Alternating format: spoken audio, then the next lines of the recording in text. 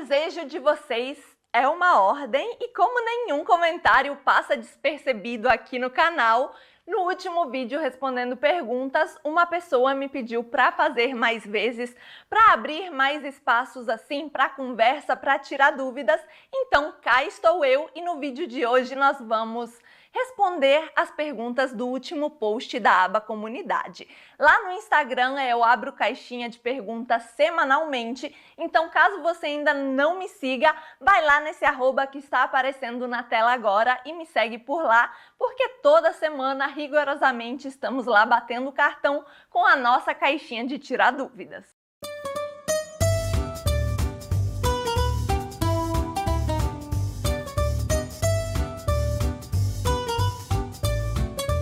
Como sempre nesses vídeos, eu selecionei tanto as perguntas mais curtidas, porque significa que outras pessoas também têm as mesmas dúvidas, como perguntas que, ao meu ver, podem ser úteis para que outras pessoas tenham entendimento sobre um tema importante, mesmo que não tenha sido tão curtida, porque pode passar, as pessoas não veem, tinham bastante comentários nesse post. Então é dessa forma que eu seleciono. Também tento não selecionar muitas para o vídeo não ficar gigante.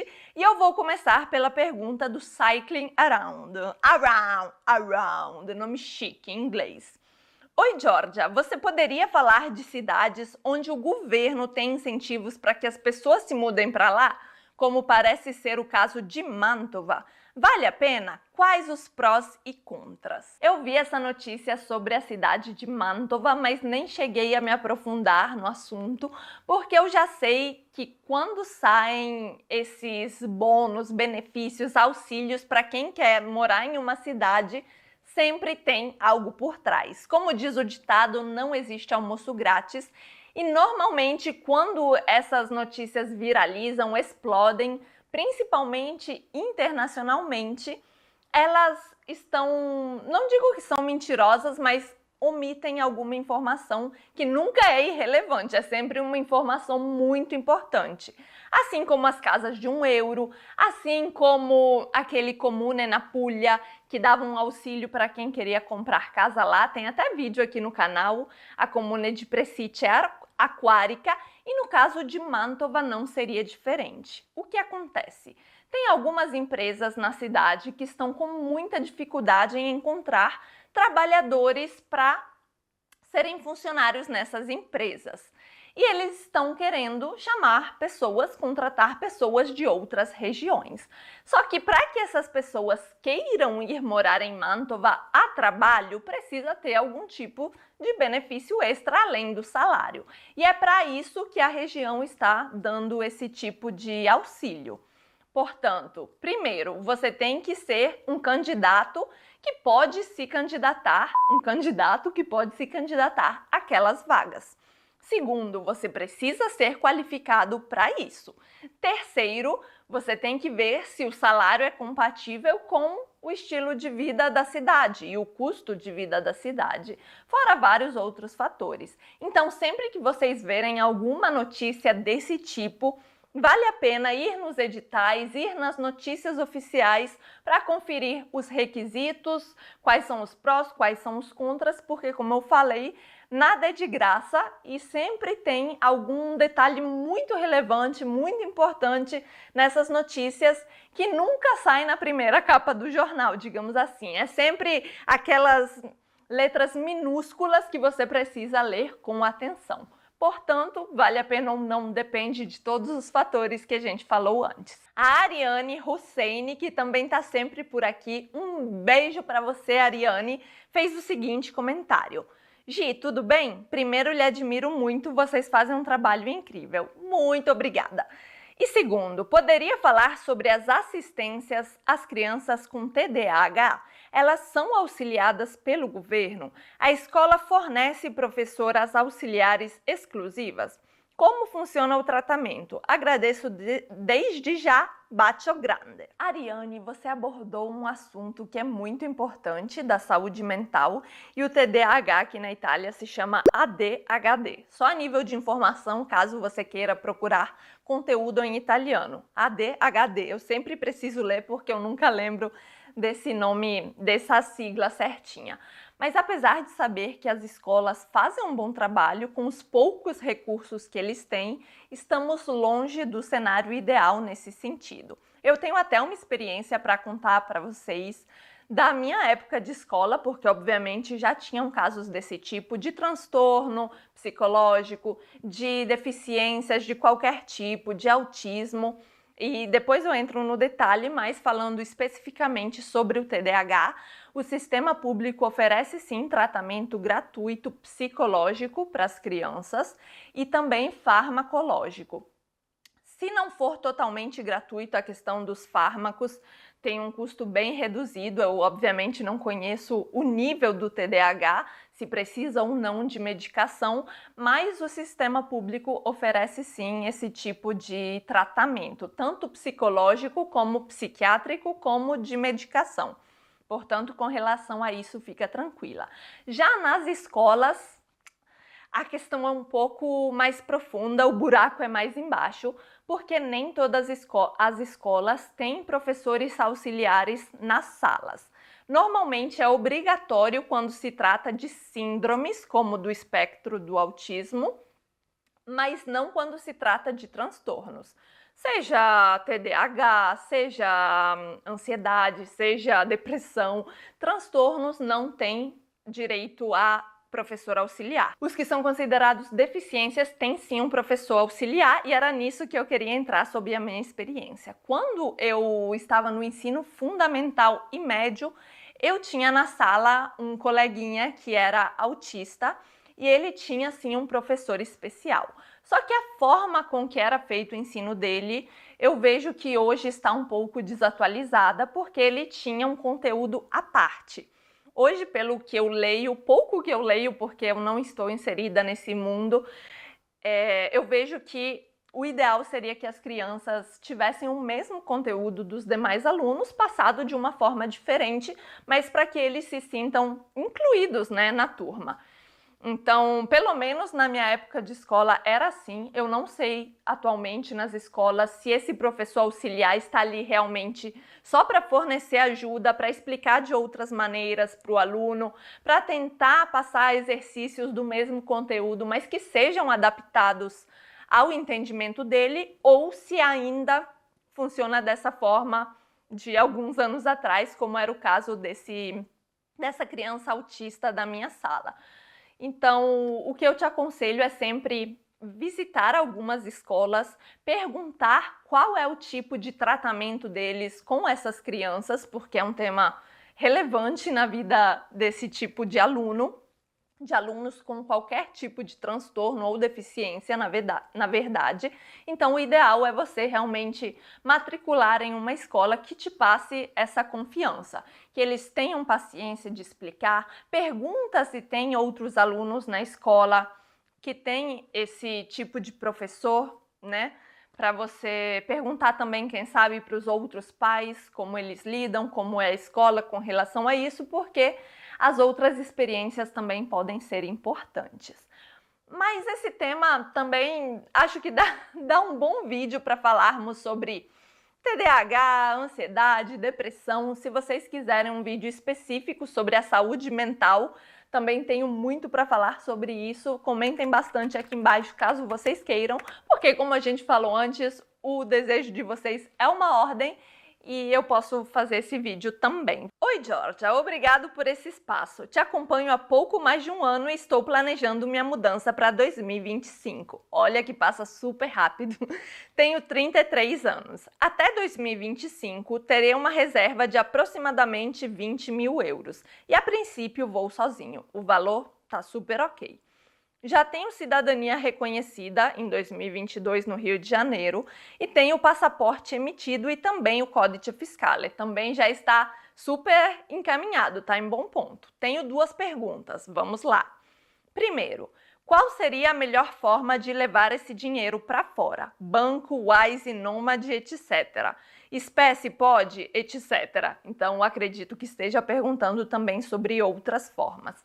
E sim, você pode enviar todo esse valor através desses bancos e plataformas online, tanto a Wise como outra conta online que você tenha, a remessa online, a própria Western Union, apesar de ter tarifas mais caras, é possível fazer isso.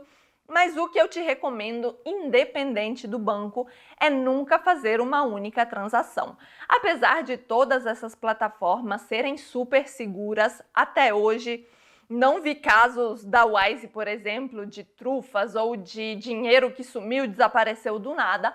A gente nunca pode colocar todo o ouro em um potinho só. Então faça mais transações. Por exemplo, você vem em 2025, você pode ir acompanhando nos últimos 6 meses antes da viagem as cotações e sempre que a cotação estiver boa, você manda um valor. Que seja 5 mil, que seja 7 mil, o valor que você quiser, mas sempre faça mais de uma operação para garantir que você vai ter todo esse valor certinho. E fazendo assim também, você consegue aproveitar da média das boas cotações. Se um dia está mais alta, ok, você envia no dia que está mais baixa. Se quando está mais baixa você não consegue enviar, tudo bem, porque você vai enviar uma parte num dia em que está mais alta, uma parte num dia que está mais baixa e faz a média e a cotação vai ser sempre menos, não é vantajosa, é menos desvantajosa, porque né, a gente sempre perde na conversão do real para o euro. Mas o meu conselho para você é realmente esse. A segunda pergunta é: qual seria a melhor estratégia para conseguir se estabelecer? Um mês de Airbnb enquanto busco emprego ou tento um aluguel pagando um ano adiantado para estabelecer a residência? Essas duas formas são formas bacanas, no sentido que são duas estratégias diferentes. Como você já tem cidadania, eu, Georgia, começaria procurando o emprego, porque é mais fácil.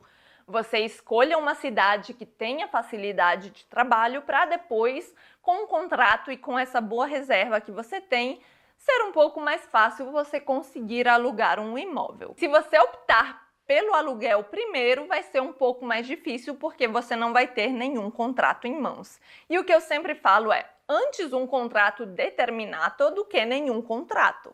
Portanto, aproveita que você tem a cidadania, que você já tem o passaporte, o Codice Fiscale. O passaporte é um documento de identificação como a identidade, ele é válido para você começar a trabalhar. Usufrua disso e comece a trabalhar. O Roberto Bittencourt perguntou: o valor de caução do aluguel, 3 aluguéis, é realmente devolvido no final do contrato ou o proprietário arranja motivos para ficar com ele? Muito obrigada, essa dúvida foi super curtida. No dia em que eu tirei o print, tinha 14 likes, acho que é uma preocupação de bastante gente. O valor de caução por contrato é devolvido a menos que você detone o imóvel ou faça estragos que o proprietário precise reter esse valor, ou caso você não pague uma ou mais parcelas do aluguel ou do condomínio. Nesse caso, o proprietário também tem todo o direito de ficar com o seu dinheiro. Mas o que eu te aconselho a fazer, e todo mundo que estiver assistindo, sempre que entrarem em um imóvel novo, façam fotos de tudo. Se tiver mobília, mais ainda, porque nesse caso sim, eles podem reter uma parte desse valor de caução, que são 3 aluguéis. Então, dependendo do valor do aluguel, é um valor alto, principalmente em euros e principalmente mais ainda se você pagou esse valor convertendo a moeda do real para o euro logo que você chegou. Então, dinheiro é dinheiro. Faça foto de tudo, do apartamento, dos detalhes, dos vidros, dos rodapés, da pintura.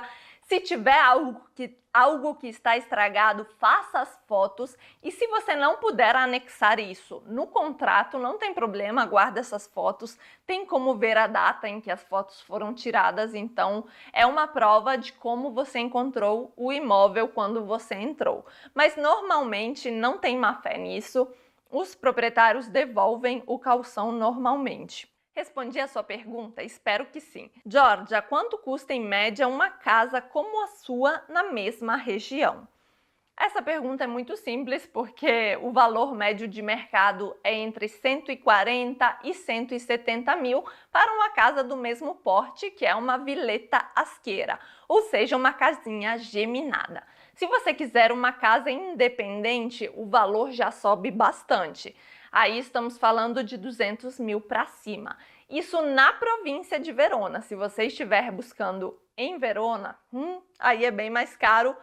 Acho que eu nem consigo quantificar. Uma casa em Verona, primeiro que é difícil achar casa em Verona, mas se achasse, seria em torno de uns 400 mil.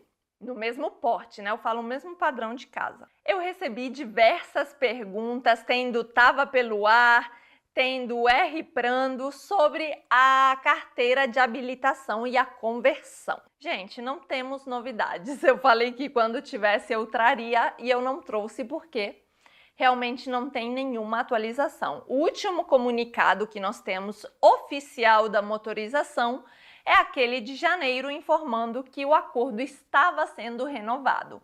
Mas esse estava sendo renovado já tem 6 meses e ainda não se sabe nada. O que eu acredito que possa acontecer, mas aqui é uma suposição minha, tá? Não tem nada de oficial, nenhum comunicado, tô tirando da minha cabeça. Eu vi que o novo modelo de CNH brasileira tem também a escrita traduzida para o inglês. Eu acredito que possa ser modificado esse acordo, incluindo a validade dessa nova habilitação, desse novo modelo. Porém, como eu falei, conclusão que eu estou tirando da minha cabeça e é por isso que pode estar demorando um pouco mais. Mas, novamente, assim que eu tiver atualizações sobre o tema, vocês serão os primeiros a saber aqui no Instagram. Vou gravar vídeo, vou fazer post, fiquem tranquilos.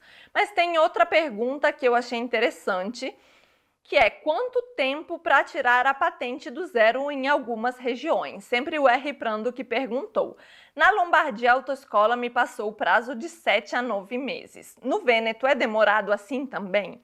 E isso não depende da região. O tempo é longo mesmo, demora, porque tem um mínimo de aulas que você precisa fazer. A prova não tem todo dia, nem a teórica, nem a prática, então demora mesmo. Se eles te passaram esse prazo, eu acredito que seja isso mesmo, porque eu conheço pessoas que demoraram até 1 ano para fazer a CNH, a patente italiana do zero na Itália.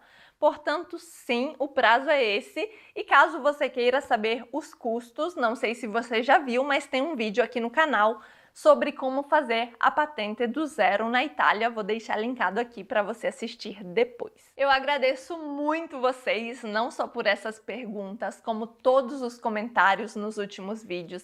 Eu fico muito feliz em ver vocês compartilhando um pouquinho de história, experiências, vivências, porque eu tô aqui sozinha, falando com uma câmera e passando a minha visão de mundo para vocês, mas eu não vejo quem tá aí do outro lado, eu não vejo o rostinho de quem tá ali digitando, mas eu sinto o carinho através de cada palavra e sintam-se abraçados.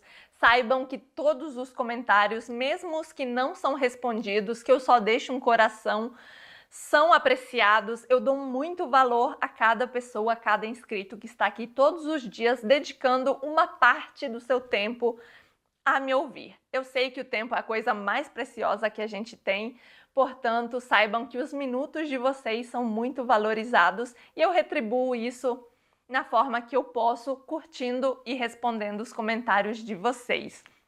Mas é isso, se vocês gostaram, se vocês querem mais vídeos assim, conversando, respondendo as dúvidas, podem colocar aqui nos comentários também, porque eu posso adicionar esse quadro na grade de conteúdos, de calendário aqui do canal. Novamente, o pedido de vocês é uma ordem, basta ter muita gente querendo que eu faça.